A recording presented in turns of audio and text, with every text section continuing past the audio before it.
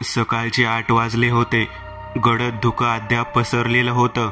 पुण्यातील राजवाडा प्राचीन संग्रहालयाच्या दुसऱ्या मजल्यावर श्रीपाद झाडून घेत होता. तो मूर्ती विभागात पोहोचला तेव्हा त्याला धक्का बसला. तिथे जमिनीवर त्या संग्रहालयाच्या गार्डपैकी एक असलेला अजित अस्ताव्यस्त पडलेला.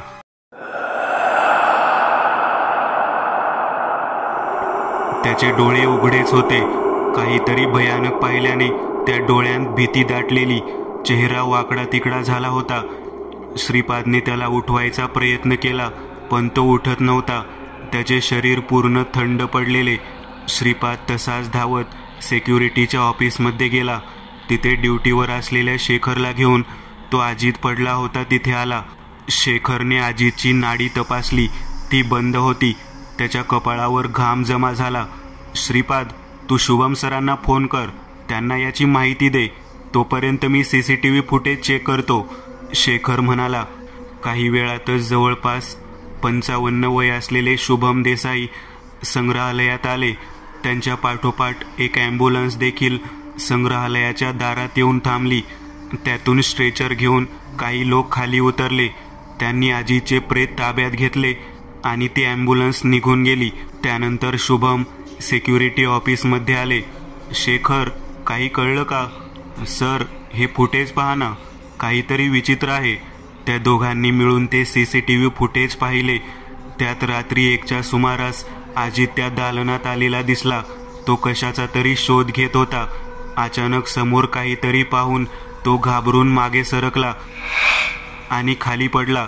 त्यानंतर तिथे कसलीही हालचाल झाली नाही. शुभम देसाई त्या संग्रहालयाचे मालक होते.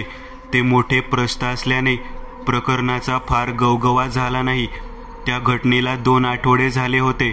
अनिता 2 वर्षांपासून त्या संग्रहालयात काम करत होती. तिचे वय 25च्या आसपास होते. संध्याकाळी ती त्या दालनात काही काम करायला आली. काहीसा अंधार पडलेला. संग्रहालय बंद झाल्याने तिथे इतर कोणीही नव्हते. संग्रहालयात गारठा अधिक वाढत होता. बाहेर पाऊस सुरू होता आणि विजेच्या कडकडाटात जुन्या भिंती जणू थरथरत होत्या. त्या दालनात त्याला काहीतरी विचित्र जाणवत होते. हवेत कसलीशी कंपने पसरलेली. त्या कक्षात नुकताच एक जुना आरसा ठेवण्यात आलेला होता. एक अर्धवर्तुळाकार चांदीच्या फ्रेममध्ये बसवलेला भव्य आरसा, जो एका राजघराण्यातील वाड्यामधून मिळाला होता. अनिता त्या आरशासमोर आली. तिला आरशात मागे ठेवलेल्या काही मूर्त्या दिसत होत्या. शिवाय तिचे स्वतःचे प्रतिबिंब त्या आरशात उमटले होते. पण काही क्षणांनी तिच्या हृदयाचा ठोका चुकला. आरशात तिचा चेहरा होताच, पण तिच्या डोळ्यात रक्ताळलेल्या रेषा, हसण्याचा विकृत भाव आणि ओठांवर एक क्रूर, न ओळखता येणारे हास्य होते. अनिताने मागे वळून पाहिले, पण आरशातलं तिचं प्रतिबिंब अजूनही तसंच होतं. तिने पुन्हा आरशात पाहिलं तर आता तिच्या मागे असलेली मूर्तीही हललेली. आरशात मूर्ती तिच्या प्रतिबिंबाच्या दिशेने हात पुढे करत होती आणि त्या मूर्तीने अनिताच्या आरशातील प्रतिमेच्या खांद्यावर हात ठेवला. प्रत्यक्षात काहीच घडत नव्हतं, पण त्या क्षणी अनिताच्या पाठीवर एक थंड श्वास जाणवला. तिने मागे वळून पाहिले, पण मागे काहीच नव्हतं. ती खूप घाबरली. तिच्या मनात नकारात्मक विचार येऊ लागले. भीतीने तिच्या मनाचा पूर्ण ताबा घेतला होता. तू मला पाहिलंस, आता मी तुझी भीती पाहीन. हे शब्द कुठून तरी तिच्या कानात गुंजले, जणू आरशातूनच आले. ती तिथून निघाली. घरी जात होती, पण तिला सतत असं वाटत होतं, कोणीतरी तिला पाहते. आता काहीतरी भयानक होईल अशी भीती सतत तिच्या मनात होती. ती घरी आली, पण तिचे कशातच लक्ष नव्हते. घरात तिची आई संगीता आणि मोठा भाऊ अर्जुन होता. कोणाशीही काहीही न बोलता कसंबसं खाऊन ती झोपायला गेली. ती पलंगावर झोपली तरीही तिच्या डोळ्यासमोर तोच आरशासमोरचा प्रसंग होता. तिने डोळे मिटले तेव्हा अचानक तिच्या समोर आरशात मागे हललेली ती मूर्ती आली. ती उठून बसली. भीतीने ती थरथरत होती. तिने आजूबाजूला पाहिले. एका भिंतीवर तिला तोच आरसा दिसला. तो संग्रहालयात होता. ते पाहून ती इतकी घाबरली की त्या भिंतीवर तो आरसा कसा आला असेल याचा विचारही तिच्या मनात आला नाही. ती त्या आरशासमोर गेली आणि तिला पुढचा धक्का बसला. त्या आरशात तिला तिच्या मागे तीच मूर्ती दिसली जी संग्रहालयात दिसलेली. त्या खोलीमधून बाहेर पडण्यासाठी दरवाजाच्या दिशेने ती घाबरून उलट फिरली. त्यावेळी तिला पुढचा धक्का बसला. त्या खोलीच्या दरवाजाऐवजी तिला तोच आरसा दिसला. ती आता पुरती भेदरली होती. ती त्या आरशासमोर गेली. त्या आरशात तिला मागे तिची खोलीच दिसत होती. पण अचानक तो आरसा हलला. तसं तिला दिसणारे चित्रही बदलले. आता तिला त्या आरशात ती दिसतच नव्हती. त्याऐवजी तिला एक आकृती दिसली. भयानक काळे डोळे असलेली स्त्री. तिचा चेहरा काळवंडून रक्ताने माखलेला आणि तिच्या ओठांवर एक विकृत हास्य होते. ती आकृती आरशात अनिताला पाहून नखांनी आरसा खरवडू लागली. जणू ती आरशाच्या पलीकडे अडकली होती. तिचे ते भयानक हावभाव पाहून अनिताच्या मनात धडकी भरली. ती त्या खोलीमधून बाहेर पडण्यासाठी दरवाजा शोधू लागली, पण तिला कुठेही दरवाजा दिसत नव्हता. आणि अशातच तिला पुन्हा मागच्या भिंतीवर आरसा दिसला. ती त्या आरशासमोरच आणि जवळ होती. अनिताने सहजपणे आरशात पाहिले आणि तिच्या काळजाचा ठोका चुकला. आरशात तिला तिचेच प्रतिबिंब दिसले, पण तिच्या चेहऱ्यावर विचित्र हास्य होते. एक थंडगार निर्जीव हास्य. तिने डोळे मिचकावले, पण तिचं प्रतिबिंब तसेच बघत राहिले. ती मागे सरकली, पण आरशातली ती जागेवरच उभी होती. आरशातला तिचा तो चेहरा हळूहळू बदलू लागला. तिच्या त्वचेला काळी छटा आली. डोळे खोल गेले आणि ओठ चिरून रक्त टपकू लागले. आणि त्या जोरात मागे सरकली. तिच्या तोंडून हलकासा आवाज निघाला, हे काय आहे? त्यावेळी तिला खोलीच्या कोपऱ्यातून कसलासा आवाज ऐकू आला. तिने तिकडे पाहिले तर तिथे तिला एक स्त्री दिसली. तिचे लांब सडक केस अंगावर विस्कटलेले आणि अंगावर पूर्ण काळसर कपडे होते. ती स्त्री हालत नव्हती, पण तिचे काळे डोळे थेट अनिताकडे रोखलेले होते आणि त्याचे हृदय अगदी वेगाने धडधडत होते. इतक्यात तिला आरशातूनच टन टन असा हलकासा आवाज आला. जणू काचेवर आतून कोणी ठोठावत होतं आणि त्याच्या काळजाचा ठोका चुकला. तिने पुन्हा आरशात पाहताच तिच्या हृदयात भीतीचा मोठा डोंब उसळला. आरशात तिचं प्रतिबिंब नव्हते, तर तीच स्त्री होती जी तिला कोपऱ्यात दिसलेली. पण ती स्त्री नसून एक मूर्ती आहे याची काही वेळातच अनिताला जाणीव झाली. पण ती मूर्ती एखाद्या खऱ्या स्त्री इतकी जिवंत वाटत होती. त्या स्त्रीने तिचा एक हात उचलला, पण त्यावेळी तिचा तो हात आरशातून बाहेर आला. तो हात विभत्स आणि काळा होता. तो हात तिच्या दिशेने आला तसं ती भेदरली. त्या आरशात असलेली ती स्त्री मोठ्याने हसू लागली. घाबरून अनिता मागे सरकली. अचानक ती स्त्री हसायचं थांबली. तिने तिची मान एका बाजूला केली आणि तिरक्या नजरेने ती अनिताला पाहत होती. तोच अचानक तिची मान तुटून तिचे मस्तक खाली पडले. हे दृश्य पाहून अनिताची बोबडीच वळली. त्याचवेळी तो आरसा थरथरला आणि त्यातून तेच मस्तक घरंगळत बाहेर आले. ते मस्तक तिच्या पायापाशी आले आणि पायातून आरपार निघून गेले. ती घाबरून किंचाळली आणि तिच्या डोळ्यांसमोर अंधार दाटला. दुसऱ्या दिवशी सकाळी बराच उशीर झाला तरी अनिता उठली नव्हती. त्यामुळे तिच्या आईने खोलीचा दरवाजा ठोठावला, पण तिने दरवाजा उघडला नाही. बराच वेळ झाला तरीही दरवाजा उघडत नव्हता.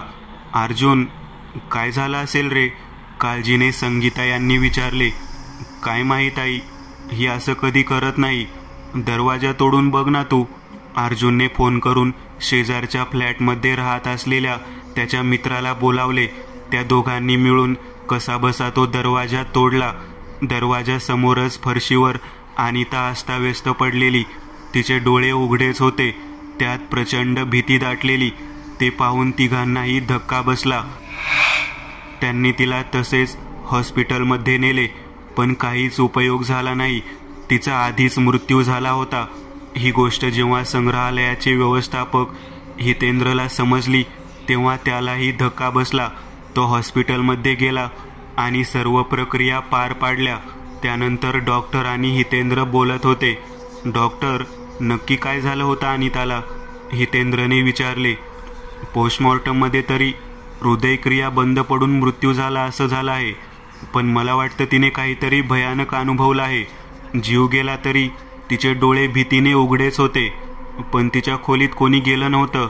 आणि अशी काय भयानक गोष्ट असू शकते, काही कल्पना नाही. मी माझा अंदाज सांगितला. तिथून हितेंद्र शुभम यांच्या ऑफिसमध्ये गेला. काय झालं हितेंद्र? ते आणि त्याच्या सर्व गोष्टी झाल्या का? कसं काय झालं हे? डॉक्टरांसोबत झालेले सगळे बोलणे त्याने शुभम यांना सांगितले. हिचा पण भीतीने मृत्यू? कपाळावर आठ्या आणत शुभम बोलले. म्हणजे सर? नाही, काही नाही. तू एक काम कर, आता त्या आणि त्याच्या जागी दुसरं कोणीतरी बघ लगेच. ती पोरगी हुशार होती, तसंच कोणीतरी आर्किओलॉजिस्ट बघ आता. दिवसामागून दिवस जात होते. हितेंद्रने आठवडाभरातच एका नवीन आर्किओलॉजिस्ट मुलीला कामावर रुजू करून घेतले. त्या दिवशी रात्री 9च्या सुमारास संग्रहालयाचा एक गार्ड शिरीष त्याच दालनात आला.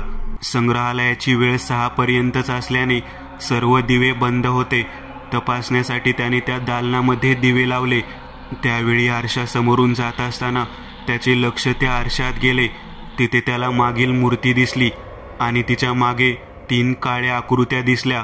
त्याने घाबरून मागे पाहिले, पण मागे काहीही नव्हते. त्याने पुन्हा त्या आरशात पाहिले. त्याला मागे असलेली एक मूर्ती आरशात दिसत होती, पण त्या मूर्तीचे केस उडत होते आणि तिच्या मागे 2 प्रेत लटकत होती. त्यातले एक प्रेत स्त्रीचे होते आणि दुसरे पुरुषाचे. घाबरून त्याने मागे वळून पाहिले, पण तिथे मूर्ती व्यतिरिक्त काहीच नव्हते. त्याने पुन्हा आरशात पाहिले, तेव्हा त्याला त्याच्या प्रतिबिंबाऐवजी तीच मूर्ती आरशात दिसली. तिचा चेहरा हळूहळू मोठा होत होता. तिच्या चेहऱ्यावर असलेले ते क्रूर हास्य पाहून तो भेदरला. तू मला पाहिलंस, आता मी तुझी भीती पाहीन. आरशामधून आलेले हे शब्द त्याच्या कानावर पडले. तो घाबरून तिथून निघाला. कोणाला काहीही न सांगता तो संग्रहालयातून बाहेर पडला. तो तिथून त्याच्या घरी आला. त्या 2 खोल्यांच्या घरात तो एकटाच राहत होता. संग्रहालयात त्याने आरशात जो त्या मूर्तीचा चेहरा पाहिला, तो त्याच्या दृष्टीपटलावर जणू काही कायमचा उमटला होता. घरात आल्यावर त्याने दरवाजा बंद केला आणि बाथरूममध्ये गेला. तिथे पाण्याची बादली भरलेली. त्या बादलीमधून ओंजळीने पाणी घेण्यासाठी तो खाली वाकला. त्याचवेळी त्याला पाण्यात त्याच मूर्तीचा चेहरा दिसला, जसा त्याला आरशात दिसला होता. तो घाबरून मागे सरकला. त्याने ती बादली पायाने ढकलून दिली. तो तसाच बाहेर आला. काय करावं हे त्याला समजत नव्हतं. त्याने ही गोष्ट त्याच्या मित्राला सांगण्यासाठी फोन हातात घेतला. जसं फोनचा डिस्प्ले चालू झाला तसं त्यावर त्याला तोच चेहरा दिसला. मूर्ती असूनही तो चेहरा अगदीच मानवी वाटत होता. तिच्या चेहऱ्यावर असलेले क्रूर भाव अगदी स्पष्ट दिसत होते. त्याने घाबरून फोन फेकून दिला. फोन खाली पडला तरी देखील त्याचा डिस्प्ले सुरूच होता आणि त्यावर तोच चेहरा दिसत होता. अचानक एका भिंतीवर असलेला टीव्ही सुरू झाला. त्याचा काही आवाज येत नव्हता, पण त्या बाजूने प्रकाश आल्याने शिरीषचे लक्ष त्या बाजूला गेले आणि त्याला पुढचा धक्का बसला. त्याला त्या टीव्हीवर देखील त्याच मूर्तीचा चेहरा दिसत होता, पण यावेळी तो चेहरा अधिकच भयानक वाटत होता. त्या मूर्तीच्या डोळ्यांच्या जागी लाल रंगाच्या खोबणी होत्या. चेहरा अधिकच उग्र भासत होता. शिरीष खूप घाबरला होता. काय करावे हे त्याच्या लक्षात येत नव्हते. अशातच पळून जाण्यासाठी तो मागे वळला, पण त्याला घराचा दरवाजा दिसलाच नाही. तिथे भिंतच होती आणि त्या भिंतीमधून तोच चेहरा बाहेर आला होता, पण यावेळी त्याचा आकार प्रचंड होता. पूर्ण भिंतभर तो चेहरा पसरला होता. एका स्त्रीच्या दगडी मूर्तीचा तुटलेला चेहरा. तिच्या चेहऱ्यावर क्रूर भाव होते. डोळे दगडाचे असले तरी ते बंद आहेत हे स्पष्ट जाणवत होते. भीतीने त्याचे हृदय वेगाने धडधडत होते. काय करावे हे त्याला समजत नव्हते. तो तिथेच सोफ्याला टेकून खाली बसला आणि त्याने घाबरून डोळे मिटले. तरीही त्याच्या डोळ्यांसमोर तोच मूर्तीचा चेहरा येत होता. त्यामुळे न राहून त्याने डोळे उघडले. शिरीषने डोळे उघडले तेव्हा समोर एक मोठा आरसा होता, जो त्याने संग्रहालयात पाहिलेला. शिवाय भिंतीवर लहान मोठे आरसे होते. छतावरही आरशाचा थर होता. तो उठून उभा राहिला आणि त्याच क्षणी त्याच्या काळजात भीतीची एक लहर उठली. सगळीकडे त्याला त्याचेच प्रतिबिंब दिसत होते, पण प्रत्येक आरशात वेगळा शिरीष होता. कुठे रागीट, कुठे भयभीत, कुठे स्मितहास्य करणारा. तर कुठे भेसूर हसणारा. त्याने स्वतःला सावरत भिंतींना हात लावला, पण त्या आरशांनी वेढलेल्या होत्या. कोणताही दरवाजा, कोणतीही खिडकी नव्हती. काय भयानक जागा आहे, तो कुजबुजला. शिरीष गोंधळून हातबल झाला. त्याने वेड्यासारखा आरशांवर हात मारायचा प्रयत्न केला, पण प्रत्येक वेळी त्या आरशांतली त्याची वेगवेगळी रूपं अधिकच विकृत होत गेली. या सगळ्यात कहर म्हणजे कसलाही आवाज येत नव्हता. त्या खोलीमध्ये अगदी नीरव शांतता होती. तो त्या मुख्य मोठ्या आरशासमोर उभा होता. तिथे त्याला त्याचे प्रतिबिंब दिसत होते. तेवढ्यात आरशातलं त्याचं प्रतिबिंब पुढे सरकलं, पण तो जागचा हल्लाच नव्हता. शिरीष घाबरून मागे सरकला, पण त्याचा स्वतःचा आरशातला चेहरा वेड्यासारखा हसू लागला. बाकीच्या आरशांमधल्या त्याच्या प्रतिमाही हालायला लागल्या. एकाने स्वतःचं डोकं आपल्या हाताने कापलं, दुसऱ्याने काळे डोळे मोठे करून विकृत हसू दिलं, तिसऱ्याने रक्ताळलेले हात पुढे केले, तर चौथ्याने आपले डोळे मोठे फाडले. हे माझे रूप नाही, हा मी नाही. डोळे बंद करून हात कानावर ठेवत शिरीष किंचाळला. त्याने डोळे बंद केले तरी तीच रूपे त्याच्या डोळ्यासमोर येत होती. त्याने पुन्हा डोळे उघडले आणि समोर पाहिले. तो मोठा आरसा त्याच्या अगदी समोर होता. एका आरशात एक शिरीष स्वतःचे केस तोडून स्वतःला चिरत होता. दुसऱ्या आरशात एक विकृत चेहऱ्याचा शिरीष वेड्यासारखा कसला तरी मांस खात होता. आणि सगळ्यात मोठ्या आरशात एक गडद सावली उभी होती, त्याच्यासारखीच, पण चेहरा अस्पष्ट. डोळ्यांच्या जागी 2 काळे खड्डे आणि तोंडात सुळ्यासारखे दात चमकत होते. स्वतःचे असे रूप पाहून तो अधिकच घाबरला. आणि अशात ती आकृती पुढे आली आणि तिने आरशामधून चेहरा बाहेर काढला. त्या दृश्याने तर शिरीषच्या छातीमध्ये कळ आली आणि काही कळायच्या आतच त्याच्या डोळ्यांसमोर अंधार दाटला. दुसऱ्या दिवशी सकाळी हितेंद्र संग्रहालयात आला, तेव्हा रात्रपाळीवर असलेला शिरीष त्याला दिसला नाही. त्याचवेळी रात्रपाळीवर असलेला अजून एक गार्ड अजय त्यांना भेटला. काय रे अजय, शिरीष कुठे दिसत नाही? हितेंद्रने विचारले. सर, तो रात्रीपासून कुठे दिसलाच नाही. आणि तू त्याला फोन केला नाहीस? मग केला ना, पण त्याने उचललाच नाही. असा कसा हा ड्युटीवरून गायब झाला? रात्री राऊंडला जातो म्हणाला आणि परत आलाच नाही. बरं, माझं एक काम कर, जाताना त्याच्या घरी जा, बघ घरात तरी आहे का? काहीशा साशंकतेने हितेंद्र बोलला. हितेंद्र त्याच्या कामात गुंतला होता. त्याचवेळी त्याचा फोन वाजला. त्याने फोन उचलला. समोरून अजय बोलत होता. सर, तुम्हाला जमत असेल तर पटकन शिरीषच्या घरी या. इथे खूप भयानक प्रकार घडला आहे. अरे पण काय झालं सांगशील का? सर, शिरीषच्या घरात त्याचे प्रेत पडले आहे. तो इथे एकटाच राहतो. काय करावं कळेना मला. हे ऐकून हितेंद्रचे डोके सुन्न झाले. बरं थांब, मी पाहतो, असे म्हणून त्याने फोन कट केला. लगेचच त्याने शुभम यांना फोन लावला आणि घडलेला प्रकार समजावला. तू जाऊन बघ तिथे काय करायचं. काही मदत लागली तर मला फोन कर, शुभम समोरून बोलले. हितेंद्र तिथे पोहोचला. तोपर्यंत तिथे बरीच गर्दी जमा झालेली. काहीच वेळात पोलीस देखील आले. हितेंद्र त्यांच्यासोबत आत गेला. पुढच्या खोलीमध्ये शिरीषचे प्रेत पडलेले. त्याचे डोळे सताड उघडे होते आणि त्यात अतिशय भीती दाटलेली. त्या चेहऱ्याकडे पाहायची हिंमत होत नव्हती. पोलिसांनी मृतदेह ताब्यात घेऊन हितेंद्रच्या मदतीने पुढील कारवाई सुरू केली. सगळ्या प्रक्रिया झाल्यानंतर दुपारी हितेंद्र मोकळा झाला. त्यानंतर तो संग्रहालयात गेला. तेव्हा तिथे शुभम आधीच आले होते. त्यांनी हितेंद्रला केबिनमध्ये बोलावून घेतले. काय झालं तिकडे हितेंद्र? शुभम यांनी थेट मुद्द्याला हात घातला. सर, तोच प्रकार आहे जो आणि त्याच्या बाबतीत झाला. मला कळत नाही हे काय चाललं आहे. हे सगळं आपल्या संग्रहालयातल्या लोकांसोबतच का होतंय? काहीशा नैराश्याने हितेंद्र बोलला. मलाही तोच प्रश्न पडला आहे. तो अजित गेल्यानंतर हे सगळे प्रकार सुरू झाले आहेत. काहीतरी विचित्र नक्कीच आहे. 3 जण आणि तेही एकाच प्रकारे. हा काहीतरी भूतबाधा वगैरेचा प्रकार वाटत आहे सर. मलाही त्याची कल्पना आहे, म्हणून मी आधीच त्यांना फोन केला होता. त्यांना कोणाला? एकदंत. ते अशा विषयांचे जाणकार आहेत. संध्याकाळी संग्रहालय बंद झाल्यावर ते येतील इथे. मग बघू काय होतंय. सकाळी 7च्या सुमारास एकदंत त्या संग्रहालयात आले.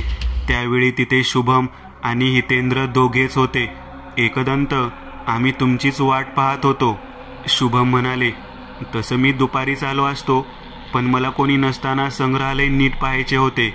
पण एकदंत, यासाठी संग्रहालय का पाहायचे आहे? कारण जसं तुम्ही सांगितलं, हे सगळे प्रकार आजीचा मृतदेह इथे सापडल्यानंतर सुरू झाले आहेत. त्यामुळे त्याचा संबंध इथेच आहे हे नक्की. पण एकदंत, अनिता आणि शिरीषांचा मृत्यू तर घरी झाला ना?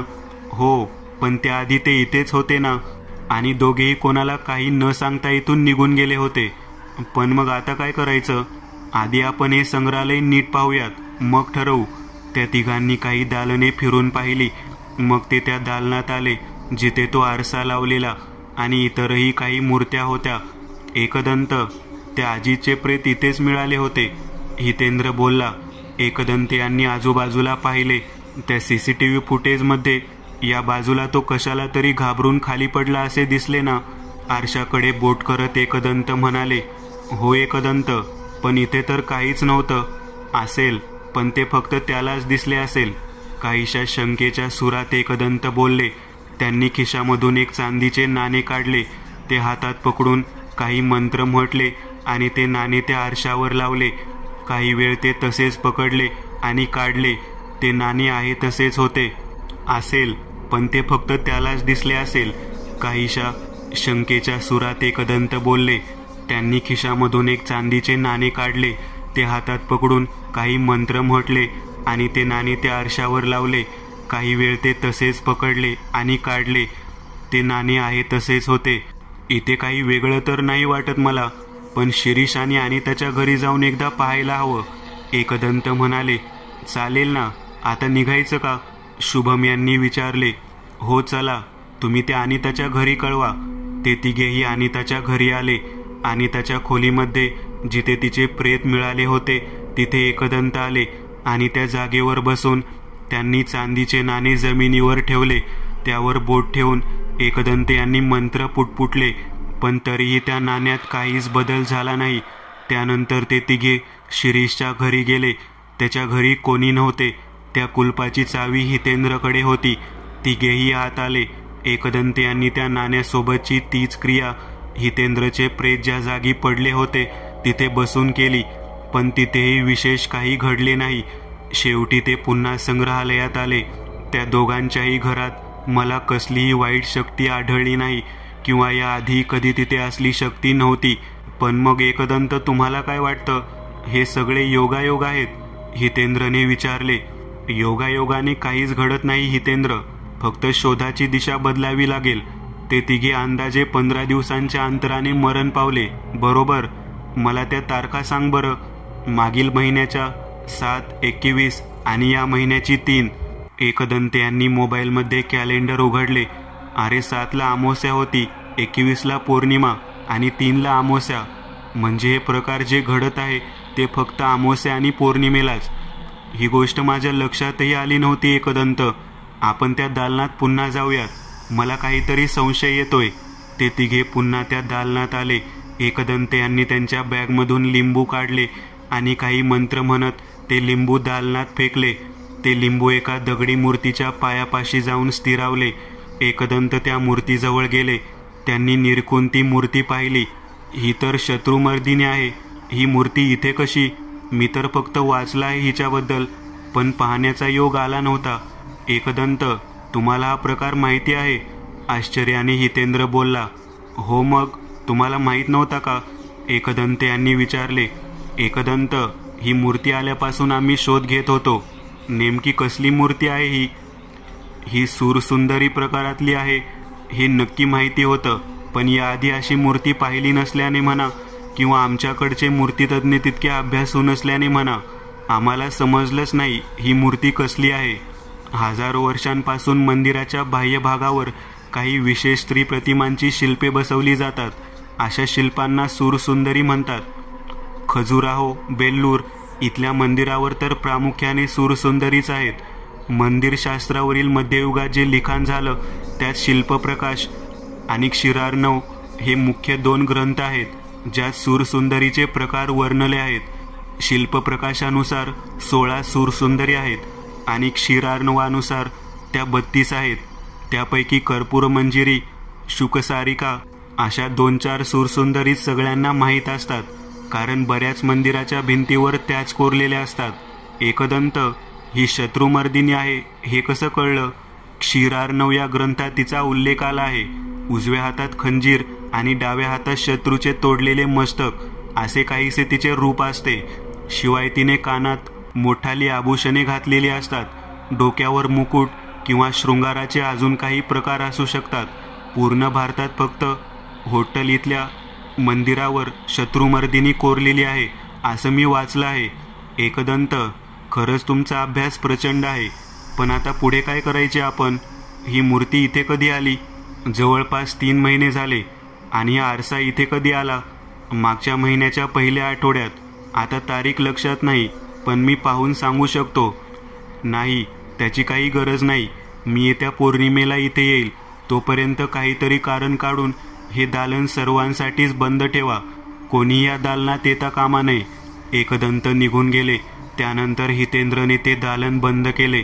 त्या दरम्यान विशेष असे काहीच घडले नाही. पौर्णिमेच्या दिवशी दुपारी एकदंत त्यांच्या बंगल्यात केशव सोबत बोलत होते. केशव, बाबांकडे जाऊन आला ना तू? पिशाचे वेदाचे काय झाले?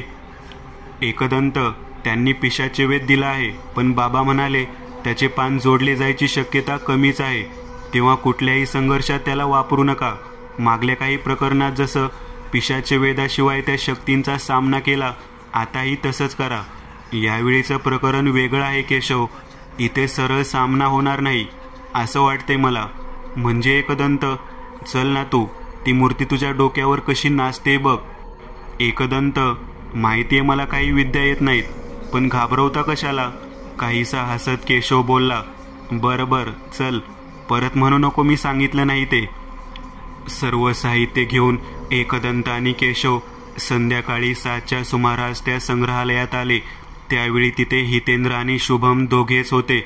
बाकी सुरक्षा रक्षकांना बाहेर थांबण्यात आले होते. मी आणि केशव त्या दालनात जातो आहोत.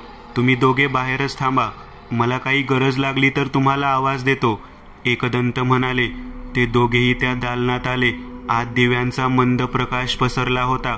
शेकडो वर्षांपूर्वीच्या दगडी मूर्त्या तिथे होत्या. एकदंत साहित्य मांडून ठेवत होते. त्यावेळी केशव त्या आरशाजवळ गेला. त्या आरशात त्याला त्याचे प्रतिबिंब दिसलेच, पण त्याच्या मागे त्याला एक मृतदेह फासाला लटकलेला दिसला. त्या मृतदेहामागे होती ती काळ्या पाषाणातील मूर्ती. तू मला पाहिलंस, आता मी तुझी भीती पाहीन. आरशामधून आलेले हे शब्द त्याच्या कानावर पडले. त्याने घाबरून मागे पाहिले तर तिथे कोणीच नव्हते. त्या दालनात तो एकटाच होता. तिथे त्याला एक भली मोठी काळपट आणि भग्न झालेली दगडी मूर्ती दिसली.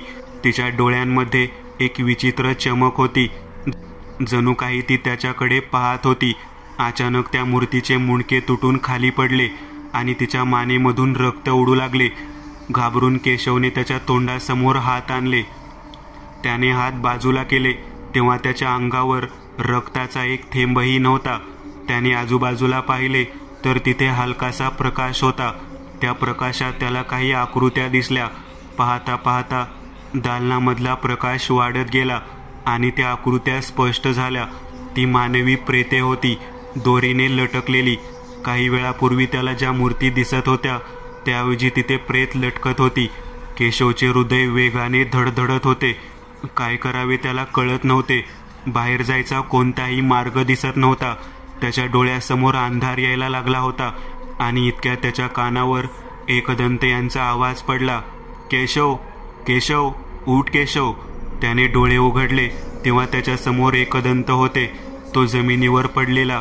एकदंत यांच्या हातात करेच्या अभिमांत्रित पाण्याची बाटली होती. उठ केशव, काही झालं नाही तुला? पण एकदंत, ती प्रेते आणि मी कुठे आहे? केशव, तू इथेच आहेस. इतका वेळ झाला त्या आरशासमोर उभा होतास आणि अचानक खाली पडला. तुला उठवायचा प्रयत्न केला पण उठत नव्हतास. मग मला जाणीव झाली, हे काहीतरी वेगळं आहे. जेव्हा करेचे अभिमांत्रित पाणी तुझ्या अंगावर शिंपडले तेव्हा तुला जाग आली. एकदंत, मला काहीच समजलं नाही. इथे चित्रविचित्र आकृत्या दिसत होत्या. असं वाटत होतं भीतीने माझं हृदय बाहेर पडेल. अजून काय दिसलं तुला? या आरशात ती मूर्ती दिसली आणि एक वाक्य कानावर पडले. तू मला पाहिलंस, आता मी तुझी भीती पाहीन. बरं तू बस, माझ्या लक्षात येते इथे काय चाललं आहे ते. एकदंत यांनी एक मोठे कापड घेतले आणि त्याने तो आरसा झाकला. त्यानंतर एकदंत त्या शत्रुमर्दिनी मूर्तीसमोर गेले. त्या मूर्तीच्या चेहऱ्यावर एक क्रूर हास्य उमटले होते. त्यांनी द्रोण पुष्पीची गवतासारखी बारीक पाने घेतली. ती समोर ठेवून त्यावर अर्भकाची पूड टाकत मंत्र उच्चारले. ती पाने हातात घेऊन ते त्या मूर्तीजवळ गेले. त्या मूर्तीच्या डोक्यावर त्यांनी काही पाने ठेवली. अचानक त्या मूर्तीने डोळे उघडले. तिचे डोळे लाल भडक होते. त्या नजरेला एकदंत यांची नजर भिडली. तिचे ते लाल डोळे पाहून एकदंत घाबरून मागे सरकले. त्यांच्या मागे सामानाची पिशवी होती. त्यात त्यांचा पाय अडकला आणि ते खाली पडले. त्यांच्या हातातील उरलेली पाने देखील खाली पडली. स्वतःला सावरत ते उभे राहिले. त्या मूर्तीकडे पाहायची त्यांची हिंमत होत नव्हती. एकदंत यांच्या मनात त्या मूर्तीबद्दल भीती निर्माण झालेली. त्यांना असं वाटत होतं की आताच्या आता तिथून निघून जावं. त्यांनी मागे वळून केशवकडे पाहिले तर त्या आरशासमोरच बसलेला एकदंत गडबडले होते. काय करावं हे त्यांना सुचत नव्हतं. त्यांनी सर्व साहित्य बॅगमध्ये भरायला सुरुवात केली. करेच्या अभिमंत्रित पाण्याच्या बाटलीचे झाकण नीट लावले नव्हते. ती बाटली बॅगेमध्ये भरतानाच त्याचे झाकण उघडले आणि त्यातले पाणी त्यांच्या अंगावर सांडले. त्याचवेळी त्यांची तंद्री तुटली. आपण नक्की काय करत होतो याची त्यांना जाणीव झाली. मनातली भीती दूर झाली आणि त्यांनी वळून त्या मूर्तीकडे पाहिले. ती अगदी सामान्य होती. आत्मविश्वासाने एकदंत यांनी त्यांच्या बॅगमधून कुंदरू गोंद काढला. तो समोर ठेवून एका छोट्या भांड्यात लहानशी आग पेटवली. तो गोंद त्या आगीत टाकला. हळूहळू ती आग शांत झाली आणि तो गोंद वितळला. त्या वितळलेल्या गोंदमध्ये त्यांनी तुळशीची पाने टाकली. मग त्यांनी मंत्रोच्चार करत ती चिकट झालेली पाने उचलून त्यांनी त्या मूर्तीच्या डोळ्यांवर चिकटवली. त्यानंतर त्यांनी तुळशीच्या सुकलेल्या पानांचा चुरा घेतला आणि तो चुरा करेच्या अभिमंत्रित पाण्याच्या बाटलीमध्ये मिसळला आणि मंत्र उच्चारले. त्यानंतर त्यांनी ते पाणी त्या मूर्तीच्या डोक्यावर ओतले. अचानक त्या मूर्तीच्या चेहऱ्यावरचे तेज नाहीसे झाले. ती एक ओबडधोबड मूर्ती वाटू लागली. एकदंत यांनी बॅगमधून पिशाचे वेद काढून त्या मूर्तीसमोर ठेवला. पिशाचे वेदाच्या साहाय्याने कोणत्याही वस्तूचा भूतकाळ पाहायची विद्या त्यांना अवगत होती. त्याचाच वापर करून ते त्या मूर्तीचा भूतकाळ पाहणार होते. त्यांनी एक हात त्या मूर्तीवर ठेवला आणि दुसरा हात पिशाचे वेदावर. डोळे मिटून ते काही मंत्र उच्चारत होते. त्यानंतर त्यांनी डोळे उघडले. चल केशव, आवर हे सगळं. झालं आपलं काम. काय झालं पण? यावेळी काही मारधाड नाही, भूतप्रेत नाही. असं कसं झालं? केशव, प्रत्येक वेळी सामना भूताशीच असेल असं नाही ना. म्हणजे मग काय होतं हे? तू आवरतो की बडबड करत बसणार आहेस? हो माहितीये. तुम्ही आता काही सांगणार नाही. सगळ्यांना गोळा करणार आणि मग त्यांच्या प्रश्नांची उत्तरे देणार. नेहमीच आहे हे. हुशार होत चालला आहेस दिवसेंदिवस. हसत एकदंत म्हणाले. गप्प बसा एकदंत. तुम्हाला माहीत होतं ना माझ्यासोबत असं काहीतरी होणार आहे? काहीशा लटक्या रागाने केशव बोलला. हो रे, अंदाज होताच. पण मी असताना तू कशाला घाबरतो? एकदंत, तुम्हीच घाबरला होतात. मी पाहिलं ना मगाशी तुमचा चेहरा. खूप बोलतोय आज तू. चल आवर आता. सर्व साहित्य आवरून एकदंत आणि केशव बाहेर आले. तिथे शुभम आणि हितेंद्र त्यांची वाटच पाहत होते. काय झालं एकदंत? शुभम यांनी अधीरतेने विचारले. आपण जरा बसून बोलूयात. ते चौघे शुभम यांच्या केबिनमध्ये आले. तुम्हाला सगळ्यांना जसं वाटतंय तसे इथे काही भूतबाधा वगैरे प्रकार नव्हता, पण त्याहून वेगळा आणि भयानक प्रकार होता. एकदंत म्हणाले. म्हणजे नक्की काय होतं इथे? शुभम यांनी विचारले. सांगतो. एकदंत यांनी सांगितलेला वृत्तांत काहीसा असा होता. 900 वर्षापूर्वी धोंडीबा एक शिल्पी होता. पाषाणातून उत्तम कलाकृती घडवण्यात त्याचा कोणी हात धरू शकत नव्हतं. त्याचे गुरु चित्रानंद यांच्या डोक्यात एक विलक्षण कल्पना घोळत होती. त्यांनी नुकतीच एका विधीबद्दल माहिती मिळाली होती. चित्तसंहित विधी. मूर्तीला जागृतीसाठी भावनालेपन आवश्यक आहे. भावना म्हणजे जिवंत चेतनेचा अंश. जर मूर्तीला विशिष्ट भावनांची झणझणीत अनुभूती दिली गेली तर ती सजीवतेकडे प्रवास करते. हीच कल्पना त्यांनी धोंडीबाला बोलून दाखवली. पण गुरुवर्य, या चित्तसंहित विधीने नक्की काय होईल? धोंडीबाने विचारले. याने तुझ्या मूर्तीला एक तेज प्राप्त होईल. ती सामान्य मूर्तीहून खूप सुबक आणि भावनांनी ओतप्रोत भरलेली दिसेल. चित्रानंद म्हणाले. पण हा विधी करायचा कसा? आता सध्या तू सूरसुंदरीवर काम करतो आहेस ना? हो.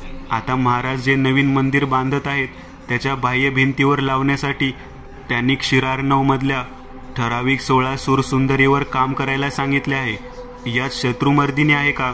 नाही गुरुवर्य, ती प्रतिमा खूपच क्लिष्ट असल्याने कोणीही शिल्पी ती बनवत नाही. कारण तिच्या हातातले मस्तक आणि चेहऱ्यावरचे भाव साकारणे खूपच कठीण असते. मग आता तू तीच बनवायला घे. आपण त्यावर चित्तसंहित विधी करून मग महाराजांना ती मूर्ती दाखवू. ते खुश होतील. काही दिवसांनी धोंडीबाने ती मूर्ती घडवली. त्यानंतर आलेल्या अमावास्येच्या रात्री त्याच्या झोपडीमध्ये चित्रानंद आले. त्यांनी अनेक गोष्टी सोबत आणलेल्या. गुरुवर्य, हे सगळं काय आहे आणि हा विधी कसा करतात? मूर्तीच्या शरीरावर विशिष्ट द्रवाने दुःख, क्रोध, भीती, प्रेम आणि अशा या 5 भावनांचे थर चढवले जातात. हे द्रव मानवाच्या तीव्र भावना अनुभवलेल्या वस्तूमधून निर्माण केले जातात. त्यासाठी मी 5 वस्तू आणल्या आहेत. काही वेळ थांबून ते पुढे बोलले. दुःख, त्यासाठी मी मृत व्यक्तीच्या नातलगाचे अश्रू आणले आहेत. क्रोध, त्यासाठी मी बंदिस्त अपराधाच्या रक्ताचे थेंब आणले आहेत. भीती, त्यासाठी मी भीतीने वेड्या झालेल्या मानसिक रुग्णाच्या घामांचा अंश आणला आहे. प्रेम, त्यासाठी मी प्रियकराच्या विरहाने वेडावलेल्या प्रियसीच्या शरीराची राख आणली आहे. आणि सर्वात शेवटी आशा, त्यासाठी मी मृत झालेल्या बालकाला दफन केलेल्या जागेची माती आणली आहे. बापरे, पण गुरुवर्य, इतकं सगळं करायची गरज होती का? हा विधी माझ्यासाठी खूप महत्त्वाचा आहे. यातून येणाऱ्या पिढ्यांना शिल्पनिर्मितीच्या नवनवीन संकल्पना समजतील आणि त्यासाठी मी इतकं तर करू शकतो. त्यांनी हे सर्व पदार्थ लावून चित्तसंहित विधी पार पाडला. त्यानंतर अचानक ती मूर्ती सजीव असल्यासारखी सुबक वाटू लागली. त्यांनी ती मूर्ती महाराजांना दाखवली. त्यांनाही ती खूप आवडली. पण मंदिर बांधणाऱ्या विशारदाने शत्रुमर्दिनी मूर्तीसाठी सध्या बनत असलेल्या मंदिरावर जागा नाही.